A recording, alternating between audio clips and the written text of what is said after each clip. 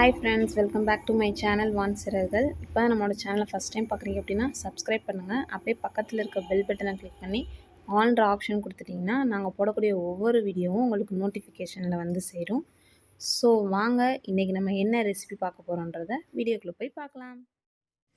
இன்றைக்கி வீடியோவில் நம்ம வீட்டில் இருக்கக்கூடிய 3 பொருளை வச்சு சட்டுன்னு 2 நிமிஷத்தில் அடுப்பே பயன்படுத்தாமல் ஒரு ஹெல்த்தியான லட்டு ஈவினிங் டயத்தில் குழந்தைங்களுக்கு கொடுக்குறது ரொம்பவே நல்லது. ஸோ வாங்க அதை தான் எப்படி செய்கிறதுன்னு பார்க்க போகிறோம். இதுக்கு ஃபஸ்ட்டு மிக்ஸி ஜாரில் ஒரு மீடியம் சைஸ் தேங்காயில் அரை மூடி தேங்காயை இந்த மாதிரி நான் துருவி எடுத்திருக்கேன். இது கூடவே வந்து ஒரு சின்ன கிளாஸ் அளவுக்கு பொட்டுக்கடலை, அதாவது பொரிகடலை சேர்த்துக்கிறேன். அடுத்ததாக ஸ்வீட்டுக்காக அதே கிளாஸில் 3/4 கிளாஸ் அளவு நாட்டு சக்கரை சேர்த்துருக்கேன். நீங்கள் நாட்டு சக்கரையே சேருங்க, இதுதான் குழந்தைங்களுக்கு ரொம்ப நல்லது. இது எல்லாத்தையும் நல்லா மிக்ஸ் பண்ணிவிட்டு அரைச்சி நல்லா எடுத்துக்கோங்க. இந்த மாதிரி கொஞ்சம் பெரட்டி விட்டு அரைச்சிங்கன்னா இந்த அளவுக்கு நம்மளுக்கு கிடைக்கும். இதை இப்போ நம்ம ஒரு பவுலுக்கு மாற்றிக்கலாம்.